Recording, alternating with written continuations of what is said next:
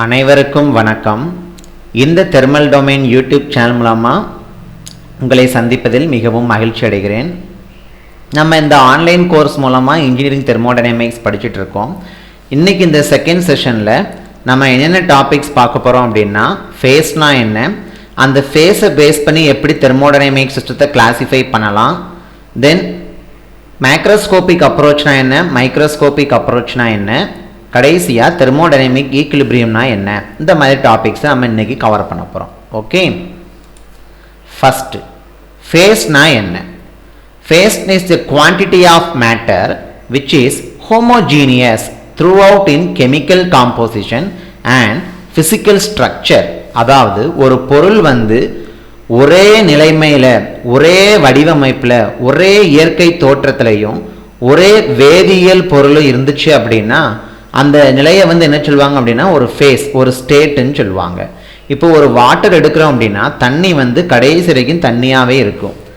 எப்போ நான் ஒரு ஹீட் எனர்ஜி கொடுக்குறேனோ அப்போ தான் அந்த வாட்டர் என்னாக ஆரம்பிக்கும், அதனுடைய டெம்பரேச்சர் கூடி கடைசியாக அதனுடைய பாய்லிங் பாயிண்ட் ரீச் ஆகும்போது அந்த தண்ணி வேப்பர் ஆகிறதுக்கு கன்வெர்ட் ஆக ஆரம்பிக்கும். இது எல்லாமே நான் ஹீட்டாக கொடுக்கும்போது மட்டும்தான்.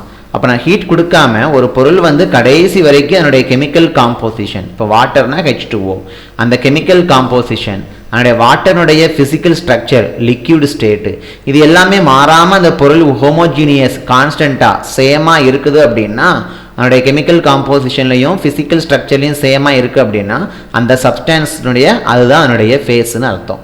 ஓகேவா? இப்போ ஒரு சாலிட் இருக்குது, ஒரு ஐஸ் கியூப் எடுத்துக்கிற போகிறோம். இந்த ஐஸ் கியூப் நீங்கள் ஃப்ரிட்ஜுக்குள்ளே வச்சுருக்கிறீங்க.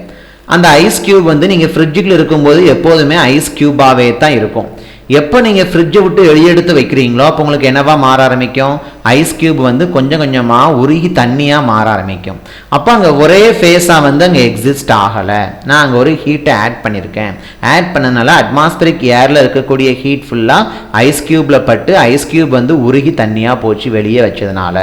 இப்போ நான் வெளியே வைக்காமல் ஃப்ரிட்ஜுக்குள்ளே இருந்தால் எப்படி தான் இருக்கும், throughout homogeneous, that is throughout same chemical காம்போசிஷனாகவும் ஃபிசிக்கல் ஸ்ட்ரக்சராகவும் இருக்கணும். அப்போ அந்த ஃபேஸ் நம்ம சாலிடு ஃபேஸ்ன்னு சொல்லலாம். இதே மாதிரி தான் ஒரு கேஸையும் கூட சொல்லக்கூடியது. ஃபார் எக்ஸாம்பிள், இந்த ஃபேஸ் 3 வகையாக நம்ம பிரிக்கலாம். என்னெல்லாம் பார்த்தீங்க அப்படின்னா, ஒன்று சாலிட் ஃபேஸு, ரெண்டாவது லிக்யூட் ஃபேஸு, மூணாவது கேசியஸ் ஃபேஸு. இப்போ இந்த வாட்டர் கெமிக்கல் காம்பவுண்ட் என்னன்னு தெரியும் உங்களுக்கு, H2O. இந்த வாட்டர் ஐஸ் கியூப்ல இருக்குது அப்படின்னா அதை நம்ம சாலிடு ஃபேஸ்ன்னு சொல்லுவோம். H2O மாலிகுல்ஸ் க்ளோஸ்லி பேக்டு ஸ்ட்ரக்சராக இருக்கும், ஒன்றுக்கு ஒன்று நெருக்கமாக இருக்கும். இப்போ இந்த இமேஜில் பார்த்தீங்க அப்படின்னா இந்த சாலிடுன்னு இருக்கு இல்லையா, இது நீங்கள் ஐஸாக இருக்கிறதா கன்சிடர் பண்ணிக்கோங்க. இப்போ இந்த ஐஸில் H2O மாலிகுல்ஸ் எல்லாமே ரொம்ப நெருக்கமாக இருக்குது ஐஸாக இருக்கும்போது. இப்போ நான் அந்த ஐஸில் நான் என்ன பண்ணால் ஒரு சம் அமௌண்ட் ஆஃப் டெம்பரேச்சரை இன்க்ரீஸ் பண்ணுறேன், அதாவது ஹீட் கொடுக்குறேன். வெளியே எடுத்து வச்சுட்டேன், ஃப்ரிட்ஜிலேருந்து எடுத்து வெளியே ரூமில் வச்சுருக்கேன். அப்போது அந்த ஐஸ் டெம்பரேச்சர் என்னவாக இருக்கும், 0க்கும் கீழே தான் இருக்கும், நெகட்டிவில் இருக்கும். ஓகேவா? இதை வெளியே எடுத்து வைக்கும்போது என்ன ஆகும், லோ டெம்பரேச்சராக இருக்குது ஐஸ் வெளியே இருக்கக்கூடிய அட்மாஸ்பரிக் ஏர் ஒரு 30லேருந்து 35 டிகிரி செல்சியஸ்குள்ளே இருக்கலாம். அப்போது இது லோ டெம்பரேச்சர் ஐஸு, சுற்றி இருக்கக்கூடிய அட்மாஸ்பரிக் ஏர் ஹை டெம்பரேச்சர். ஒரு டெம்பரேச்சர் டிஃப்ரென்ஸ் இருந்துச்சுன்னா கண்டிப்பாக என்ன நடக்கும், ஹீட் டிரான்ஸ்ஃபர் ஆக ஆரம்பிக்கும். எங்கேருந்து எங்கே ஹீட் ட்ரான்ஸ்ஃபர் ஆகும், ஹை டெம்பரேச்சர் ரீஜியன்லேருந்து தான் லோ டெம்பரேச்சர் ரீஜனுக்கு ஹீட் ட்ரான்ஸ்ஃபர் ஆகும். நமக்கு ஹை டெம்பரேச்சர் ரீஜன் யார் இந்த கண்டிஷனில், அட்மாஸ்பரிக் ஏர். அப்போ அங்குள்ள ஹீட் ஃபுல்லாக எங்கே ட்ரான்ஸ்ஃபர் ஆகும், ஐஸ் கியூபுக்கு ட்ரான்ஸ்ஃபர் ஆகும். ஐஸ் கியூப் அந்த ஹீட்டை ஃபுல்லாக வாங்கி வாங்கி தன்னுடைய நிலையிலிருந்து, தன்னுடைய சாலிடு நிலையிலிருந்து திடவ நிலையிலிருந்து என்ன ஆகும், திரவ நிலைக்கு மாற ஆரம்பிக்கும். சாலிடு ஸ்டேட்லேருந்து லிக்யூடு ஸ்டேட்டாக மாற ஆரம்பிக்கும், ஏன்னா ஹீட்டை வாங்கிட்டு இருக்கு. அப்போ இந்த H2O மூலக்கூறுகள், H2O மாலிகுல்ஸ் எல்லாமே ஒன்றுக்கு நெருக்கமாக இருக்கிறது. ஹீட்டை வாங்க வாங்க என்ன ஆகுமா, ஒரு மாலிகுல் வாங்குச்சுன்னா அந்த ஹீட் தாங்காமல் அடுத்த மாலிகுல் மேலே போய் மோதும். அப்படி மோதும் போது என்ன ஆகும், இங்குள்ள ஹீட்டை அதுக்கு டிரான்ஸ்ஃபர் பண்ணும். இப்படியே ஒவ்வொரு மாலிகுல்ஸும் டிரான்ஸ்ஃபர் ஆகி என்ன ஆகுனா ஒன்றுக்கு ஒன்று நெருக்கத்தை அந்த கெமிக்கல் பாண்ட், வேதியியல் பிணைப்பை என்ன பண்ணும் அப்படின்னா அத்து விட்டுற மாதிரி தான். தனித்தனியாக அங்கே போய் நிற்கிற மாதிரி இருக்கும். அப்போ என்ன ஆகுது, க்ளோஸ்லி பேக்டு ஸ்ட்ரக்சர் வந்து கொஞ்சம் லூஸ்லி பேக்டு ஸ்ட்ரக்சராக மாறிடுது. அதுதான் லிக்யூடாக மாறுது. இப்போ இந்த லிக்யூடுக்கு நான் என்ன பண்ணுறேன்னா திரும்பி வாட்டர், லிக்யூட்னா வாட்டராக இருக்குன்னு அர்த்தம். ஐஸ் வந்து இப்போ வாட்டராக மாறிடுது லிக்யூட் ஸ்டேஜுக்கு. இப்போ இந்த லிக்யூட் என்ன பண்ண போகிறேன் பாருங்கள், இதுக்கு நான் இன்னும் கொஞ்சம் டெம்பரேச்சரை இன்க்ரீஸ் பண்ணுறேன். அப்போ இந்த வாட்டர் டெம்பரேச்சர் என்ன ஆகும், இன்க்ரீஸ் ஆகிட்டே இருக்கும். At the same time, temperature of the water increase ஆக எப்போ அதனுடைய பாய்லிங் பாயிண்ட் டெம்பரேச்சர் ரீச் பண்ணுதோ அப்போ என்ன ஆகும், the water வந்து எவாப்ரேட் ஆக ஆரம்பிக்கும். அப்போ இந்த எவாப்ரேட் ஆகும்போது என்ன ஆகுது, இந்த வாட்டர் ஃபுல்லாகவே வேப்பர் ஃபார்மாக கன்வெர்ட் ஆக ஆரம்பிக்கும். அப்போ இந்த வேப்பர் ஃபார்மாக கன்வெர்ட் ஆகும்போது அங்கே நமக்கு என்னவா இருக்கும், ஒரு ஃபேஸ்லேருந்து இன்னொரு ஃபேஸ்க்கு சேஞ்ச் ஆகிட்டு இருக்கு. அப்போ என்ன அர்த்தம், லிக்யூடு வாட்டரில் இருக்கக்கூடிய ஆட்டம் மாலிகுல்ஸ் எல்லாமே ஹீட்டை வாங்கி ஒன்றுக்கு ஒன்று ட்ரான்ஸ்ஃபர் பண்ணும்போது அதனுடைய free distance between each and every molecules என்ன ஆகுதுன்னு இன்னும் அதிகமாகுது. அப்போ ஒன்றுக்கு ஒன்றுல தூரம் இடைவெளி வந்து அதிகமாகும் போது அதனால தான் நம்ம என்ன பண்ணுறோம்னா வெரி லூஸ்லி பேக்டு ஸ்ட்ரக்சர்னு சொல்கிறாங்க. ஓகேவா, இப்போ இதுதான் நம்மளுடைய 3 ஃபேஸ் என்னங்கிறத பார்த்துருக்கோம். ஒரு ஃபேஸ்லேருந்து இன்னொரு ஃபேஸ்க்கு மாறுறதுக்கு ஒவ்வொரு பேர் வைக்கிறாங்க. என்ன பேருன்னு பார்ப்போம். சாலிட்லேருந்து லிக்யூடாக மாறுது, ஐஸ் கியூப்லேருந்து தண்ணியாக மாறுது அப்படின்னா நம்ம மெல்டிங் ப்ராசஸ்னு சொல்கிறோம். இப்போ தண்ணியை வந்து நம்ம ஐஸாக மாற்றுறோம் அப்படின்னா ஃப்ரீசிங் ப்ராசஸ்னு சொல்கிறோம். அதனால தான் நம்ம தண்ணியை ஊற்றி ஃப்ரிட்ஜுக்குள்ளே வைக்கும்போது எதில் வைப்போம்னா ஃப்ரீசரில் வைப்போம். ஏன்னா நடக்கக்கூடிய ப்ராசஸ் பேர் ஃப்ரீசிங் ப்ராசஸ். இப்போ இந்த லிக்யூடு வாட்டர் வந்து வேப்பராக கேஸாக மாறுது அப்படின்னா அது வந்து எவாப்ரேஷன் ப்ராசஸ் சொல்கிறோம். இந்த வேப்பர் வந்து மறுபடியும் வாட்டராக மாறுனா அந்த ப்ராசஸ்க்கு பேர் கண்டென்சேஷன் ப்ராசஸ். இப்போ இன்னொரு பக்கம் வாங்க, சாலிடு.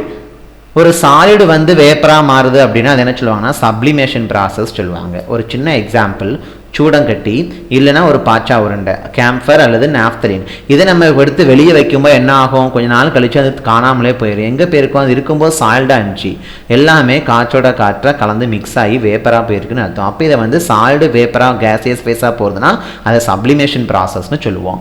இப்போ இந்த கேஸ் வந்து சால்டாக மாறுது அப்படின்னா அதை டெபாசிஷன் ப்ராசஸ்னு சொல்லுவோம். இதுதான் ஃபேஸ்னா என்ன, ஒரு ஃபேஸ் வந்து கெமிக்கல் காம்போசிஷனும் அதனுடைய ஃபிசிக்கல் ஸ்ட்ரக்சரும் சேமாக எப்போதும் இருந்துச்சு அப்படின்னா அதை ஒரு ஃபேஸ் சொல்லலாம். அது சால்டு ஃபேஸாக சொல்லலாம், இல்லை லிக்யூடு ஃபேஸாக சொல்லலாம், இல்லை கேசியஸ் ஃபேஸாக சொல்லலாம். ஒவ்வொரு ஃபேஸஸ்க்கும் ஒன்றுக்கு ஒன்று மாறும்போது அதுக்கு என்னென்ன ப்ராசஸ் நேம் என்னங்கிறத நம்ம இப்போ பார்த்துருக்கோம். ஓகேவா, நெக்ஸ்ட் பாருங்க. இந்த ஃபேஸஸை வச்சு நமக்கு 2 சிஸ்டமாக கிளாஸிஃபை பண்ணுறாங்க. ஒன்று வந்து ஹோமோஜீனியஸ் சிஸ்டம், ரெண்டாவது வந்து ஹீட்ரோஜீனியஸ் சிஸ்டம். அது என்ன ஹோமோஜீனியஸ் சிஸ்டம், ஹெட்ரோஜீனியஸ் சிஸ்டம்? ஒரு சிஸ்டத்தில் வந்து ஒரே ஃபேஸாகவே எப்போதும் இருக்குது அப்படின்னா அதை வந்து ஹோமோஜீனியஸ் சிஸ்டம்னு சொல்லலாம். Example, mixture of air and the water vapour. ஒரு குளத்தில் வந்து தண்ணி கிடக்கு, அந்த குளத்தில் உள்ள தண்ணி வந்து நமக்கு எப்போதும் என்னவா இருக்கும், அதே வாட்டர் லெவலே வந்து 2-3 மாதத்துக்கு வரைக்கும் இருக்காது. டெய்லி கொஞ்சம் கொஞ்சமாக என்ன ஆகும், சூரியன்லேருந்து வரக்கூடிய ஹீட்டை எடுத்துக்கிட்டு தன்னைத்தானே என்ன ஆகும்னா வேப்பரைஸ் ஆக ஆரம்பிக்கும்.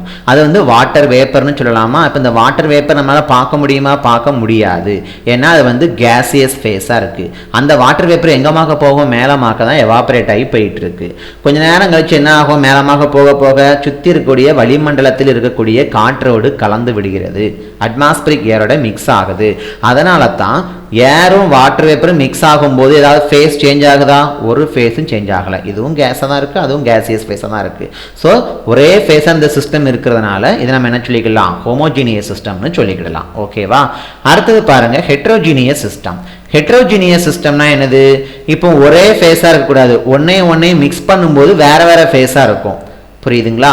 அங்கே ஏரும் வாட்டர் வேப்பரும் மிக்ஸ் பண்ணும்போது ஒரே ஃபேஸாக தான் இருந்துச்சு. இன்னொன்று ஒரு 2 பொருளை மிக்ஸ் பண்ணும்போது ரெண்டுமே மிக்ஸ் ஆகி ஒரே ஃபேஸாக வராமல் வேற வேற ஃபேஸாக இருந்துச்சு அப்படின்னா அதை நம்ம ஹெட்ரோஜீனியஸ் சிஸ்டம்னு சொல்லிக்கிடலாம். எப்படி பாருங்க, first main example water plus oil. இப்போ ஒரு கப்பில் வந்து தண்ணி ஊற்றி வச்சுக்கோங்க, அதுக்கு மேலே நீங்கள் வந்து ஆயில் எண்ணெயை ஊற்றுனீங்க அப்படின்னா அந்த எண்ணெய் வந்து உள்ள வாட்டரோட மிக்ஸ் ஆகுமா? மிக்ஸ் ஆகாது.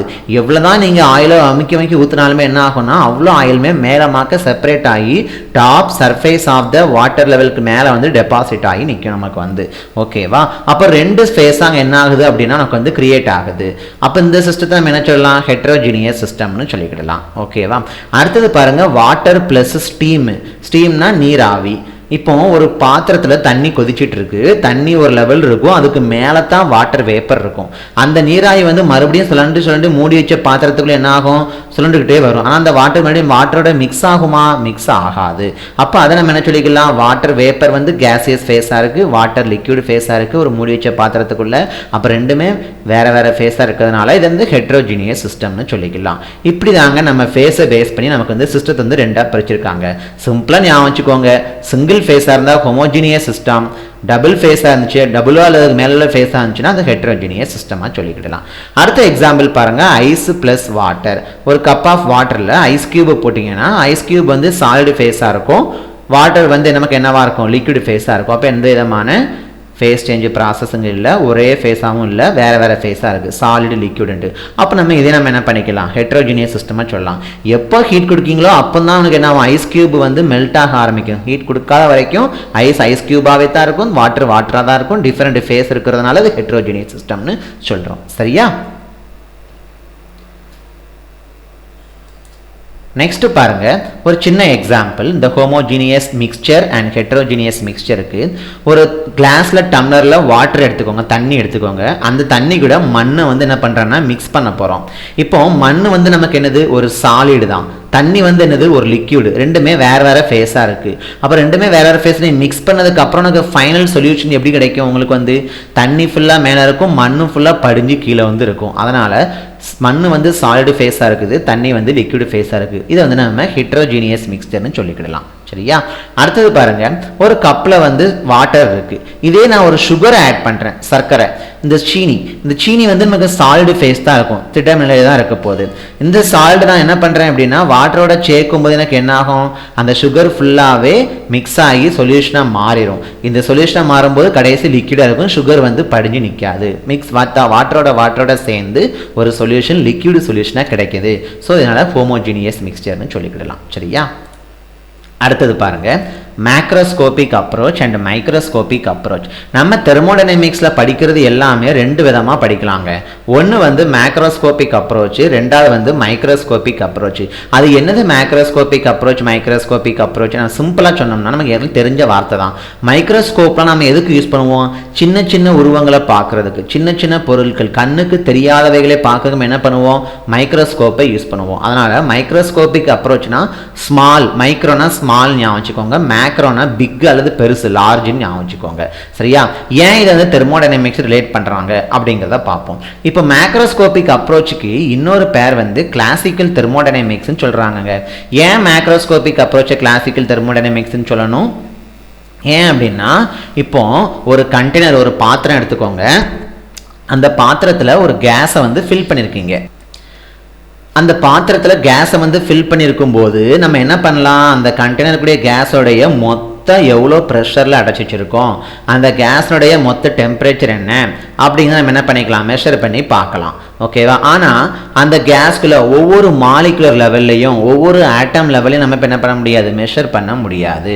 அப்போ ஓவராலாக கேஸ் ஒரு certain mass of the substances, அதாவது ஒரு குறிப்பிட்ட அளவுக்குள்ள பொருளை எடுத்து நம்ம என்ன பண்ணுறோம், அதனுடைய ப்ரெஷர் என்ன, அதனுடைய டெம்பரேச்சர் என்ன அப்படிங்கிறத மெஷர் பண்ணி பார்க்குறோம் அப்படின்னா அதை வந்து மேக்ரோஸ்கோபிக் அப்ரோச்னு சொல்கிறோம். அதே இது அந்த கண்டெய்னரில் உள்ள இருக்கக்கூடிய கேஸ்னுடைய ஒவ்வொரு மாலிகுலர் லெவலையும் நம்ம இப்போ வாட்டர் வேப்பர் எடுக்கிறோம் அப்படின்னா அது வந்து H2O தான். ஹைட்ரஜன் ஆட்டம்ஸ் ஃபுல்லாக எவ்வளோ ப்ரெஷர் இருக்குது, ஆக்சிஜன் ஆட்டம் ஃபுல்லாக எவ்வளோ ப்ரெஷர் இருக்குது அப்படின்னு சொல்ல முடியாது. ஏன்னா மொத்தமாக சொல்கிறது தான் ப்ரெஷர் டெம்பரேச்சர் சொல்ல முடியும். ஒவ்வொரு ஆட்டம்ஸும் என்ன ப்ரெஷர் டெம்பரேச்சர்னு சொல்ல முடியாது. ஆனால் என்ன சொல்லலாம், நம்ம ஹீட்டை கொடுக்க என்ன ஆகும், ஒவ்வொரு மாலிகுல்ஸும் ஒன்றுக்கு ஒன்று மூவ்மெண்ட் ஆக ஆரம்பிக்கும். அந்த கேஸ் வந்து ஃப்ரீலி பேக்குதுன்னு நிற்கவே செய்யாது, ரேண்டமாக அங்கேயும் மூவிங் ஆகிட்டே இருக்கும். ரேண்டமாக மூவிங் ஆகிட்டே இருக்கும்போது என்ன ஆகும் நமக்கு அப்படின்னா, அந்த கேஸ் வந்து ஒன்றுக்கு ஒன்று போது எவ்வளோ வெலாசிட்டியில் அது மூவிங்கில் இருக்குது, எவ்வளோ இம்பல்ஸ் இருக்குது, எவ்வளோ கைனடிக் எனர்ஜி இருக்குது, எவ்வளோ ஃபோர்ஸ் ஆஃப் இம்பாக்ட் இருக்குது அந்த மாலிகுல்ஸுக்கு அப்படிங்கிறத ஈஸியாக பார்க்கலாம். அப்போ ஒரு புள்ளியாக பார்க்குற மாதிரி தான், ஆட்டம்ஸ் மாலிகுல்ஸ் கண்ணுக்கே தெரியாது, அது ஒரு புள்ளியாக பார்க்குற மாதிரி தான். இதை வந்து நம்ம என்ன பண்ணலாம்னா, இதுக்கு இன்னொரு பேர் மைக்ரோஸ்கோபிக் அப்ரோச்சுக்கு ஸ்டாட்டிஸ்டிக்கல் தெர்மோடைனமிக்ஸ்னு சொல்லிக்கலாங்க. ஸோ சிம்பிளாக ஞாபகம் வச்சுக்கோங்க, மேக்ரோஸ்கோபிக் லெவல்னா சர்டன் குவான்டிட்டி ஆஃப் மேட்டர் எடுத்து அதை மாலிகுலர் லெவலுக்கு போகாமல் ப்ரெஷர் என்ன டெம்பரேச்சர்னா மொத்தமாக பார்க்குறது. மைக்ரோஸ்கோபிக் லெவல்னா ஒவ்வொரு மாலிகுல்ஸ்க்கும் என்னென்ன ஃபோர்ஸ் இருக்குது, எவ்வளோ வெலாசிட்டி இருக்குது, எவ்வளோ எனர்ஜி இருக்குங்கிறத நம்ம பார்க்கக்கூடியதான் என்னது நம்ம மைக்ரோஸ்கோபிக் அப்ரோச். மைக்ரோக்கு இன்னொரு பேர் என்னது ஸ்டாட்டிஸ்டிக்கல் தெர்மோடைனமிக்ஸ், மேக்ரோஸ்கோபிக் இன்னொரு பேர் என்னது கிளாசிக்கல் தெர்மோடைனமிக்ஸ். இது மறந்துடாதீங்க சரிங்களா. இதான் நான் சொன்ன எக்ஸாம்பிளுங்க. இந்த கண்டெய்னருக்குள்ளே வந்து ப்ளூ கலரில் இருக்கிறது கேஸ் ஃபில் பண்ணியிருக்காங்க. இப்போ நான் ஒரு ஃப்ளேம் ஒரு ஹீட் சப்ளை பண்ணுறேன் அப்படின்னா அந்த கேஸ் என்ன ஆக ஆரம்பிக்கும், ஹீட் ஆக ஆரம்பிக்கும். ஹீட் ஆக ஆக மொத்தமாக இந்த கேஸ்க்கு வந்து எவ்வளோ டெம்பரேச்சர் இருக்குது, எவ்வளோ ப்ரெஷர் இருக்குதுன்னு மெஷர் பண்ணிக்கலாங்க. டெம்பரேச்சர்னா தெர்மோமீட்டரை யூஸ் பண்ணி மெஷர் பண்ணுவோம், ப்ரெஷர்னா மேனோமீட்டரை யூஸ் பண்ணி மெஷர் பண்ணி பார்த்துக்கலாம். இல்லை போர்டான் கேஜ், நிறைய ப்ரெஷர் மெஷரிங் டிவைசஸ் இருக்குது. இது ஓவராலாக தான் பார்க்க முடியும். நம்ம இப்போ இங்கே உள்ள போயிட்டு ஒவ்வொரு மாலிகுலுக்கும் எவ்வளோ ப்ரெஷரு, ஒவ்வொரு கேஸ் மாலிகுலுக்கும் எவ்வளோ டெம்பரேச்சர்னு மெஷர் பண்ண முடியாது, ஓவராலாக தான் மெஷர் பண்ண முடியுதுங்கிறதுனால தான் இதை மேக்ரோஸ்கோபிக் குவான்டிட்டிஸ் அப்படின்னு சொல்கிறாங்க. ஓகேவா. இதே இது இந்த கண்டெய்னர் இருக்கக்கூடிய கேஸில் ஒரு சாம்பிள் ஆஃப் கேஸ் நான் எடுத்து என்ன பண்ணுறேன் பாருங்க, உள்ளே இருக்கக்கூடிய ஒவ்வொரு கேஸ் மாலிகுல்ஸும் நெருக்கமாக இல்லை, கேஸ்னாலே ஃப்ரீலி பேக்கட் ஸ்ட்ரக்சர் தான், ரேண்டமாக மோஷனில் இருக்கும், ஒன்றுக்கு ஒன்று அது இஷ்டப்பட்ட திசைக்கு போய்கிட்டு இருக்கு இல்லையா. அப்போ ஒவ்வொன்றுடைய மாலிகுல்ஸினுடைய ஃபோர்ஸ் என்ன, வெலாசிட்டி என்ன, மொமெண்டம் என்ன, இம்பல்ஸ் என்ன, கைனடிக் எனர்ஜி என்ன, இது எல்லாமே நான் மாலிகுலர் லெவலில் பார்த்தேன் அப்படின்னா அது மைக்ரோஸ்கோபிக் அப்ரோச்சுங்க. ஓகேவா. லாஸ்ட் டாபிக் பாருங்க இந்த செகண்ட் செஷன்ல தெர்மோடைனமிக் ஈக்குலிபிரியம். ஈக்குலிபிரியம்னா என்னது, நம்ம தமிழில் சொன்னோம் அப்படின்னா சமநிலைன்னு சொல்லுவாங்க. ஒரு தெர்மோடைனமிக் சிஸ்டம் வந்து தெர்மோடைனமிக்கலா ஈக்குலிபிரியமா இருக்கு அப்படின்னா அதனுடைய டெம்பரேச்சர் வந்து எப்போதுமே கான்ஸ்டன்டா இருக்கணும், ப்ரெஷர் வந்து எப்போதுமே கான்ஸ்டன்டா இருக்கணும். அப்போ அதில் வந்து எந்த விதமான மாற்றங்களும் இருக்கக்கூடாது. ஒரு தெர்மோடைனமிக் ஈக்குலிபிரியமா இருக்கு அப்படின்னா அந்த சிஸ்டத்துக்கு வந்து என்னெல்லாம் ஃபர்ஸ்ட் மெயினாக அச்சீவ் பண்ணியிருக்கணும், கண்டிப்பாக தெர்மல் ஈக்குலிபிரியம் அச்சீவ் பண்ணியிருக்கணும், மெக்கானிக்கல் ஈக்குலிபிரியம் அச்சீவ் பண்ணியிருக்கணும், கெமிக்கல் ஈக்குலிபிரியம் அச்சீவ் பண்ணிருக்கணுங்க. இந்த மூணு ஈக்குலிபிரியமும் அச்சீவ் பண்ணிருச்சு அப்படின்னா அந்த சிஸ்டம் நம்ம வந்து என்ன சொல்லிக்கலாம், தெர்மோடைனமிக் ஈக்குலிபிரியம்னு சொல்லிக்கலாம். ஓகேவா. இப்போ இந்த எக்ஸாம்பிள் பாருங்க, தெர்மல் ஈக்குலிபிரியம்னா என்னங்க பார்க்கறதுக்கு, தெர்மல் ஈக்குலிபிரியம்னா டெம்பரேச்சர் வந்து மாறக்கூடாது, நேரத்துக்கு நேரம் சேம் வேல்யூவா தான் இருக்கணும். அதான் நம்ம என்ன பண்ணுவோம் அப்படின்னா தெர்மல் ஈக்குலிபிரியம்னு சொல்லுவோம். ஓகேவா. அப்போ இந்த தெர்மல் ஈக்குலிபிரியம்ல டெம்பரேச்சர் வந்து கான்ஸ்டன்ட்டாக மெயின்டைன் ஆகும்னு சொல்லியிருக்கோம் இல்லையா. எப்படி ஆகும் பாருங்க, ஒரு நல்ல சிம்பிளான எக்ஸாம்பிள் சொல்கிறேன் பாருங்க. ஒரு கப்பில் வந்து ஹாட் வாட்டர் எடுத்துக்கோங்க, இன்னொரு கப்பில் வந்து ஐஸ் கியூப் எடுத்துக்கோங்க. ஓகேவா. ஐஸ் கியூப் எடுத்துக்கோங்க. கொஞ்ச நேரம் கவனிங்க, இது வந்து நான் இனிஷியல் ஸ்டேஜில் வச்சுருக்கேன். ஐஸ் கியூப் வந்து 0 டிகிரி செல்சியஸில் இருக்குது, ஹாட் வாட்டர் வந்து 70 டிகிரி செல்சியஸ் இருக்குது. அது சுற்றி இருக்கக்கூடிய சரௌண்டிங் ஏரியா இதான் ஒரு சிஸ்டம். சிஸ்டம்னா வேறு ஒன்றுமே இல்லைங்க, இந்த பாத்திரத்துக்குள்ள இந்த கிளாஸுக்குள்ளே இருக்கக்கூடிய வாட்டர் தான் என்னது நமக்கு சிஸ்டம், அந்த ஏரியா தான் சிஸ்டம். இந்த கிளாஸ் தான் நமக்கு என்னது பவுண்டரி, இந்த கிளாஸை சுற்றி இருக்கக்கூடிய சர்ஃபேஸ் தான் என்னது, அந்த எம்டி ஸ்பேஸ் தான் என்னது சரௌண்டிங். அதான் சிஸ்டத்தையும் சரௌண்டிங்கும் பிரிக்கக்கூடியது பவுண்டரி நம்ம படிச்சிருக்கோம். இப்போ நம்ம அதெல்லாம் பேசிக் கான்செப்ட். நமக்கு அந்த கான்செப்ட்டுக்கு வாங்க. என்னென்னா இந்த ஹாட் வாட்டர் வந்து 70 டிகிரி செல்சியஸில் இருக்குது, ஐஸ் வந்து 0 டிகிரி செல்சியஸில் இருக்குது இனிஷியலாக. இதுக்கப்புறம் கொஞ்சம் நேரம் கழிச்சு பார்த்தீங்கன்னா இந்த ஐஸ் கியூப்லேருந்து என்ன ஆகுனா மெல்ட் ஆகி 25 டிகிரி செல்சியஸாக வருது. வாட்டர் என்ன ஆகுதுன்னா ஹாட் வாட்டர் 70லேருந்து 25 மாறி இருக்கு. இந்த கொஞ்ச நேரம் கழிச்சு பார்க்கும்போது எப்படிங்க இப்படி மாறுச்சு அப்படின்னு கேட்டிங்கன்னா நல்லா கவனிங்க. இங்கே 0 டிகிரி செல்சியஸில் ஐஸ் இருந்துச்சு, இங்கே 70 டிகிரி செல்சியஸில் ஹாட் வாட்டர் இருக்குது. ஆனால் அட்மாஸ்பரிக் ஏர் எவ்வளோ இருக்குது, 25 டிகிரி செல்சியஸில் இருக்குதுங்க. என்னன்னு பாருங்களேன், இந்த 0 டிகிரி செல்சியஸ் ஐஸ் என்ன ஆகுது, லோ டெம்பரேச்சராக இருக்குது. இதை கம்பேர் பண்ணும்போது ஏர் என்னவா இருக்குது, 25 டிகிரி செல்சியஸாக இருக்குது. அப்போ ஹீட் எங்கேருந்து எங்கே ட்ரான்ஸ்ஃபர் ஆகும், ஏரில் ஹீட் ஃபுல்லாக ஐஸுக்கு ட்ரான்ஸ்ஃபர் ஆகும். அப்போ அந்த ஐஸு ஹீட்டை ஃபுல்லாக வாங்கி வாங்கி உருகி கடைசி எது வரைக்கும் போகும், அட்மாஸ்பரிக் டெம்பரேச்சர் 25 வரைக்கும் வரும். அதுக்கு மேலே ஹீட்டை வாங்க முடியாது. ஓகேவா. இதே ஹாட் வாட்டருக்கு பார்ப்போம். இனிஷியலாக 70 டிகிரி செல்சியஸ் இருந்துச்சுங்க, ஏர் வந்து 25 டிகிரி செல்சியஸ் இருக்குது. எப்படி ஈக்குலிபிரியம் ஆகுதுன்னு சொல்கிறோம், சமநிலைக்கு வருது. ஏன்னா இப்போ ஏர் வந்து 25 டிகிரிங்கிறது லோ டெம்பரேச்சர் ஆயிடுச்சு, வாட்டர் வந்து ஹை டெம்பரேச்சராக இருக்குது. ரெண்டு பேரும் கான்டாக்டில் இருக்கும்போது என்ன ஆகும், ஹீட் வந்து வாட்டர்லேருந்து ட்ரான்ஸ்ஃபர் ஆகி அட்மாஸ்பரிக் ஏருக்கு போகும். அதனால் எது வரைக்கும் ஈக்குலிபிரியம் ஆகும்னா அந்த ஹாட் வாட்டர் 25 அட்மாஸ்பரிக் டெம்பரேச்சர் வரைக்கும் ஈக்குலிபிரியம் ஆயிரும். இதுதான் நம்மளுடைய தெர்மல் ஈக்குலிபிரியம். ஆனால் இதுக்கப்புறம் என்ன ஆகாது, டெம்பரேச்சர் கூடவோ குறையவோ செய்யாது. The temperature of the system does not vary with time and it has the same value at all the points of the system. ஓகேவா. டெம்பரேச்சர் கான்ஸ்டண்டாக இருக்குங்க. ரெண்டாவது வந்து மெக்கானிக்கல் ஈக்குலிபிரியம். மெக்கானிக்கல் ஈக்குலிபிரியம்னா நம்ம கொடுக்கக்கூடிய ஃபோர்ஸஸ் வந்து என்ன இருக்கணும்னா பேலன்ஸ் ஆகணும், அதே மாதிரி ப்ரெஷரும் பேலன்ஸ் ஆகும். அப்படி இருந்துச்சுன்னா என்ன சொல்லணும், நம்ம வந்து மெக்கானிக்கல் ஈக்குலிபிரியம்னு சொல்லிக்கலாம். ஓகேவா. மூணாவதாக பாருங்கள் கெமிக்கல் ஈக்குலிபிரியம். ரெண்டு பாத்திரம் இருக்குது. ஒரு பாத்திரம் வந்து ஓப்பனில் வச்சுருக்கோம், அதான் ஓப்பன் சிஸ்டம். இன்னொரு பாத்திரம் வந்து க்ளோஸ் பண்ணி வச்சுருக்கேன், க்ளோஸ் சிஸ்டம். உள்ள ஒரு ஹாட் வாட்டர் இருக்குப்பா. இந்த வேப்பர் ஃபுல்லாக வெளியே போயிடுது, எவாப்ரேஷன் ஆகி போயிடுது. இங்கே பாருங்களேன், இந்த ஹாட் வாட்டர் ஃபுல்லாக என்ன ஆகும், அந்த வேப்பர் போய் இந்த மூடியில் போய் மோதணும்னு என்ன ஆகும், அந்த வாட்டர் வேப்பர் எல்லாமே நீங்கள் பார்த்தீங்க அப்படின்னா திறந்து பார்க்கும்போது மூடியில் வந்து சின்ன சின்ன வாட்டர் ட்ராப்லெட்ஸாக இருக்கும். அந்த வாட்டர் ட்ராப்லெட்ஸ் என்னது திரும்பி மறுபடியும் உள்ளே தான் போக போகுது. அப்போ என்ன ஆகுதுன்னு பாருங்கள், எந்தெந்த வாட்டர் ட்ராப்லெட்ஸ் உள்ளே போகிறதுனால எந்த விதமான கெமிக்கல் ரியாக்ஷனும் ஒன்றுக்கு ஒன்று நடக்க போகிறது கிடையாது. அப்போது இதனால் எதாவது மாறிச்சா நமக்கு வந்து எதுவும் பாய்சன் ஆச்சா ஒன்றும் கிடையாது, எந்த விதமான சேஞ்சஸுமே கிடையாது. அப்போ no chemical reaction takes place inside the system, but chemical composition remains கான்ஸ்டன்ட்டுங்க. இதுதான் நம்ம கெமிக்கல் ஈக்குலிபிரியம். அப்போ பாருங்கள், thermal equilibrium, mechanical equilibrium, chemical equilibrium எல்லாமே அடைஞ்சுன்னா உங்களுக்கு வந்து thermodynamic equilibrium. Thank you for you. இந்த வீடியோ பிடிச்சா லைக் பண்ணுங்க, ஷேர் பண்ணுங்க, சப்ஸ்கிரைப் பண்ணுங்க.